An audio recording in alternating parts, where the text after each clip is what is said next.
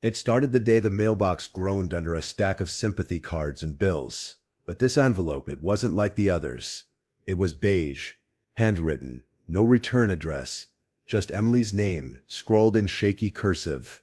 Her heart skipped. The postmark was dated 3 days before Aunt Lila died.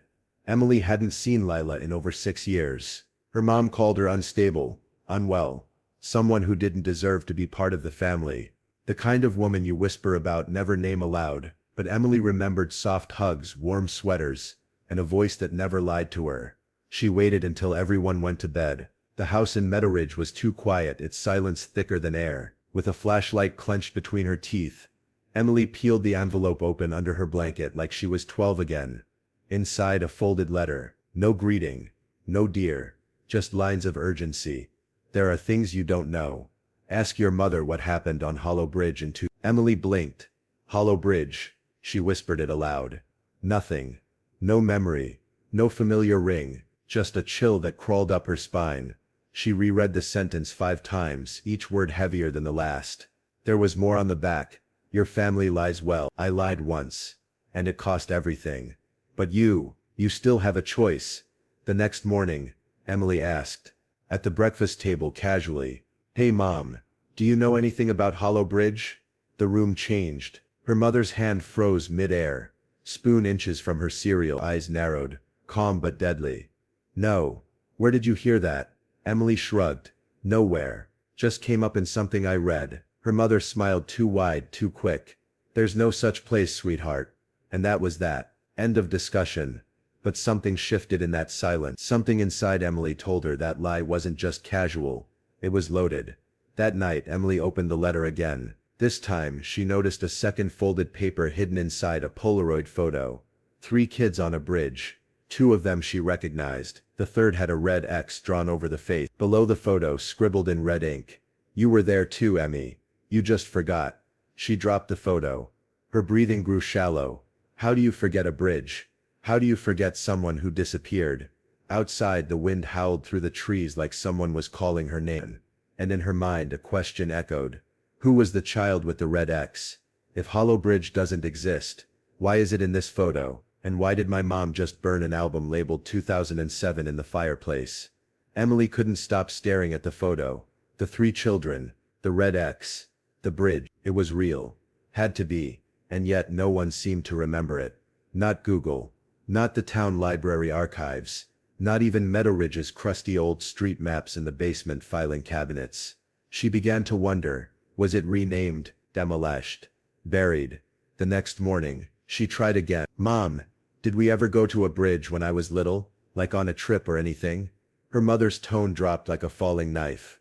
Emily, drop it. I told you already there is no such place. Later that afternoon, Emily walked into the living room, just in time to see her mother closing the fireplace grate. A faint chemical smell hung in the air. She saw the remnants of half-burned pages curling inward like dying flowers. A corner of glossy paper stuck out from the ash. Emily waited until her mother left for the grocery store. She grabbed metal tongs from the kitchen and carefully pulled the charred lump from the fireplace. On the back, barely visible under blackened soot, Summer 2007, Hollow Bridge. Her pulse roared in her ear. That night, Emily snuck hit the attic.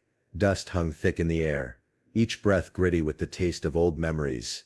She dug through boxes labeled donations, Xmas, Mom's college. Then she found it, a shoebox labeled Lila in faded red mark. Inside were birthday cards, old letters, and tucked between them, a stack of photos. And there it was again, Hollow Bridge. Only this time, there was a 4th child. A boy, blonde, maybe 10, standing slightly apart from the other. On the back of that photo, Lila's handwriting read, Danny, last summer. Emily's stomach dropped. She flipped through every family photo she could find, albums, frames, even digital folders on her mom's laptop. No Danny, not a single trace, like he never existed. Feeling rattled, she did the only thing that made sense. She visited the one person who might remember Aunt Lila, old Mrs. Cranston, their neighbor and Lila's childhood friend. Mrs. Cranston answered the door with a frown that softened the moment she saw Emily. You look just like Lila when she was your age, she said. Emily showed her the photo. The old woman stared at it like a ghost had walked in. Oh dear, she whispered. I told your mother we should have gone to the police. Emily froze. Why? Mrs. Cranston sighed. That boy, he disappeared the night after this photo was taken. Everyone said he ran away. But Lila, she never believed that. Her hand trembled as she placed the photo back in Emily's hand. Sweetheart, she whispered, your mother was the last one seen with him. The tape was labeled for Emily. If anything happens to me, and on it, my mother's voice, screaming, crying, pleading, and finally confessing. Emily didn't sleep that night. Mrs. Cranston's words looped in her head like a broken record. Your mother was the last one seen with him. But what haunted her even more was the photo. The fourth child, Danny.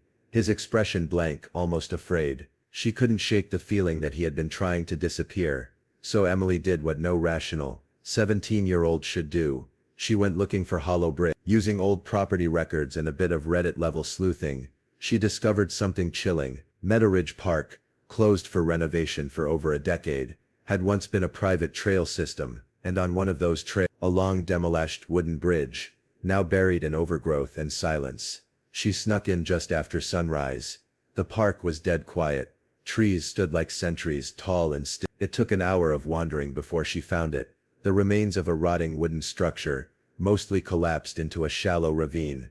And there, under an old tree stump, half swallowed by moss and dirt, was a rusted metal box. Inside, a tape recorder, wrapped in plastic. A sticky note barely clinging to the surface read, Emily, only if you're ready. She pressed play. Lila's voice crackled through. I hope you never find this. But if you have, I'm probably gone. She paused. Your mother and I were best friends. We protected each other from so many things until Danny. She said it was an accident, that he hit his head, that he slipped and she panicked. But she made me lie for her, Emily, and I did. I buried that truth to protect her, but I've never slept since. Emily felt the ground tilt beneath her. She told the police he ran away, burned the photos, cut his face out, and I let her. Then came silence, then sobbing, and finally, Lila's voice again, barely audible. Forgive me, Emmy. I loved you both, but secrets don't stay buried, not forever. Emily turned off the recorder. She walked to the edge of what once was Hollow Bridge and stared down. Her hands trembled, not from fear, but from the weight of knowing. Later that afternoon, she sat outside the Meadow Ridge police station, the letter in one hand, the tape in the other. Tears welled in her eyes. Could she do this? Could she turn in her own mother? She took a breath and stepped inside.